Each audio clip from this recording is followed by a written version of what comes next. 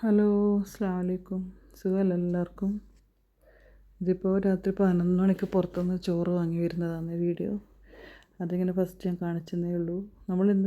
ഞാൻ നോമ്പുറിക്കുമ്പോൾ ഒന്നും ഉണ്ടാക്കിയില്ല. 2 ദോശ മാത്രം ചായക്ക് കഴിച്ചിട്ട് പിന്നെ ഇന്നെന്തോ നല്ല ചോറ് മീൻ കറിയുള്ള റെസ്റ്റോറൻറ്റിൽ നിന്ന് വാങ്ങാമെന്ന് വിചാരിച്ചു. നമ്മുടെ അടുത്ത് തന്നെ വാങ്ങാൻ കിട്ടും അത്താഴച്ചോറ്. അപ്പോൾ ഒരു 10 മണി കഴിഞ്ഞ് വാങ്ങി കഴിക്കാമെന്ന് വിചാരിച്ചിട്ട് ഞാനൊന്നും ഉണ്ടാക്കിയിട്ടില്ല. പിന്നെ ഇവർ രാത്രി 9 മണിക്ക് ഷോപ്പിലേക്ക് പോയതിന് ശേഷം നമ്മളെല്ലാം ഒന്ന് ഫ്രഷായി വേസ്റ്റെല്ലാം ഒന്ന് കളഞ്ഞ് ജസ്റ്റ് ഒന്ന് പുറത്ത് നടക്കട്ടെ എന്ന് വെച്ചാൽ ഞാനും മക്കളും ഇറങ്ങിയതാണ്. അപ്പോൾ ഇങ്ങനെ ഇറങ്ങി ഒരു 10 മണി കുറച്ച് നടന്ന് മുന്നോട്ടെത്തുമ്പോൾ ഒരു 10 മണിയെല്ലാം കഴിഞ്ഞാൽ ഇവർ വരും വണ്ടിയും കൊണ്ട്. വന്നിട്ട് പിന്നെ അതിൽ പോയി ചോറും വാങ്ങി തിരിച്ച് വീട്ടിൽ വന്ന് കഴിച്ച് ഉറങ്ങാമെന്ന് വിചാരിച്ച് അങ്ങനെ നടക്കുകയാണ് കേട്ടോ. അപ്പോൾ ഞാൻ എന്തായാലും അത്താഴച്ചോറാണല്ലോ വാങ്ങുന്നത്. അത്താഴം എന്ന് വെച്ചാൽ ഒരു 11-11:30 മണിയെല്ലാം കഴിച്ചിട്ട് പിന്നെ അത്താഴത്തിന് ചായ മാത്രം കുടിക്കലാണ്. അപ്പോൾ ഇന്നലെ ഞാനൊരു ഷോർട്ട് ഇട്ടപ്പോൾ ഞാൻ ഇങ്ങനെ പറഞ്ഞിട്ടുണ്ടായിരുന്നു അത്താഴത്തിന് എണീച്ചപ്പോൾ എന്തോ ഒരു വിഷമം. ഇപ്പോൾ സാധാരണ ഇപ്പോൾ ഈ നോമ്പിനെല്ലാം ഉണ്ടാവില്ലേ ചില ആൾക്കാർ ചില മാധ്യമത്തിലും മാഗസീനിലൊക്കെ ഇങ്ങനെ പഴയ ഓർമ്മ ഇടുന്നത്, അതുപോലെ ഞാൻ എൻ്റെ ഒരു കാര്യം ഇങ്ങനെ പറയണമെന്ന് ഇങ്ങനെ വിചാരിക്കുന്നു കേട്ടോ. ജസ്റ്റ് എൻ്റെ ശരിക്കും എനിക്ക് മനസ്സിൽ നല്ലൊരു ഇഷ്ടം തോന്നുന്ന ആ ഒരു ചെറുപ്പകാലത്തെ നോമ്പിൻ്റെ ചെറിയൊരു അനുഭവം. പക്ഷേ അത്ര കണ്ട് ഭയങ്കര ഹാപ്പി ഉള്ളതൊന്നുമല്ലെങ്കിലും നമ്മൾ ആ ചെറുപ്പകാലത്ത് എന്തായാലും അടിപൊളിയാണ്. നോമ്പെല്ലാം എന്ത് തിന്നാലെങ്കിലും കുടിക്കാനില്ലെങ്കിലും ഒക്കെ നോമ്പ് നല്ല രസമുള്ളത് തന്നെയായിരുന്നു. അപ്പോൾ അതിലൊരു ലേശം എനിക്കിപ്പോൾ ഒരു ഓർമ്മ വരുന്നൊരു കാര്യം ഞാൻ പറയാൻ വിചാരിച്ചിട്ടാ.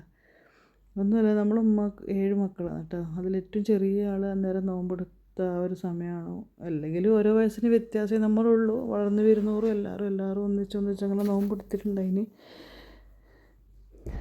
നമ്മൾ അത്താഴത്തിന് വിളിക്കാൻ ഉമ്മ നല്ലോണം വിഷമിക്കും. കാരണം ഓരോരാളെ ഉറക്കത്ത് എണീപ്പിച്ച് നിർത്തിക്കും. വലിയ പാടാണ്.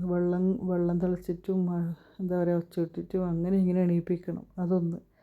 രണ്ടാമതെന്ന് വെച്ചാൽ എങ്ങനെയെങ്കിലും ഒരാളെ വിളിച്ചെണീപ്പിച്ചിട്ട് നോക്കുമ്പോൾ ഒരാളെ വിളിച്ചെണീപ്പിച്ച് ഇരുത്തിക്കഴിഞ്ഞാൽ അടുത്ത ആൾ വിളിക്കുമ്പോഴത്തേക്ക് ഈ ആദ്യം വിളിച്ചാൽ ഒന്നുകൂടി കിടക്കും, ആദ്യം എണീച്ചാൽ ഒന്നുകൂടി കിടക്കുകയും അങ്ങനെയാണ് ഈ 7 ആൾ നിരന്ന് നമ്മൾ പായിലാണ് കിടക്കുക. നിലത്ത് പായിട്ട് അതിൽ ബെഡ്ഷീറ്റ് വിരിച്ചിട്ടാണ് കിടക്കൽ.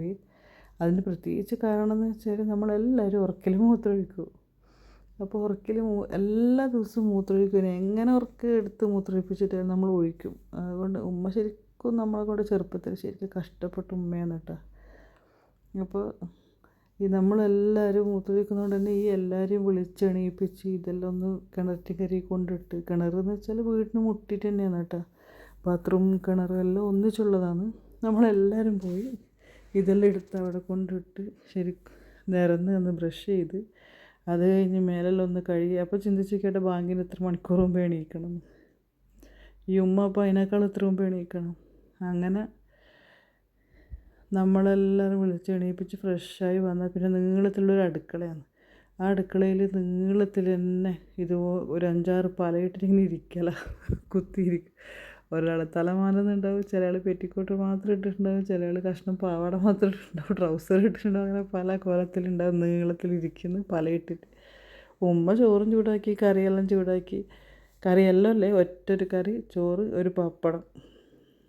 പിന്നെ അതെല്ലാം ചൂടാക്കി എല്ലാവർക്കും ഓരോ പ്ലേറ്റിലിങ്ങ് തന്ന് ടേസ്റ്റ് അറിഞ്ഞിട്ടും അറിയാണ്ടും ഉറക്ക് തൂങ്ങിയിട്ടും തൂങ്ങാണ്ടില്ല അതെല്ലാം കഴിച്ച് തീർത്ത് അവസാനം പരസ്പരം എല്ലാവരും കൂടി ഒരു നിയ്യത്ത് വെച്ച് ഉമ്മ പിന്നെ ലാസ്റ്റ് ഒരു ഗ്ലാസ് ചായയും തരും. അതെല്ലാം കഴിച്ചിട്ടാണ് നമ്മൾ അന്നത്തെ നോമ്പ് തുടങ്ങുക കേട്ടോ. ശരിക്കും നല്ലൊരു മിസ്സിങ് ആണ്. ഇന്നത്തെ കാലത്ത് ചിന്തിക്കുമ്പോൾ എന്ത് രസമാണ്. നല്ല നോമ്പ് തന്നെയാണ്. സാമ്പത്തിക ബുദ്ധിമുട്ടെല്ലാം അന്ന് നല്ലോണം ദാരിദ്ര്യമായിരുന്നു ശരിക്കും അന്ന്. പക്ഷേ നല്ല നോമ്പാണ്. ഇന്നിപ്പോൾ ഈ അത്താഴച്ചോറെല്ലാം വാങ്ങുവാൻ ചിന്തിക്കുന്നു. ഇന്നത്തെ നോമ്പെല്ലാം രാവിലെ ആകുന്നു, മോന്തിയാവുന്നു, നേരം വെളുക്കുന്നു, അങ്ങനെ തിന്നാൻ ഉണ്ടായിട്ടും ആർക്കും വേണ്ടാത്ത അവസ്ഥ. അല്ലെങ്കിൽ ചില സമയത്ത് ഒരുപാട് തിന്നുന്നു, അങ്ങനെ എന്തൊക്കെയോ. അന്നത്തേന്ന് വെച്ചാൽ എല്ലാ ദിവസവും ഒരേപോലെ അത്താഴം കഴിപ്പുണ്ട്, നോമ്പ് കുറിക്കാൻ ഒരു ലൈമ് മാത്രം, പിന്നെ ഒരു ചെറിയ കടി ഉണ്ടാവും, പിന്നെ എപ്പോഴും ചോറാണ്. പിന്നെ ഭക്ഷണമൊന്നും കളയാനൊന്നും ഉണ്ടായിട്ടില്ല. അങ്ങനെ എന്തായാലും എനിക്ക് ഭയങ്കര ഇഷ്ടപ്പെട്ട കുറേ എന്താ പറയുക, നേരം വെളുത്ത് കഴിഞ്ഞാൽ പിന്നെ ഉറങ്ങണമെന്നൊന്നുമില്ല. സ്കൂളിൽ പോകാനായി, നല്ല നിലാവുണ്ടാവും പുറത്ത്.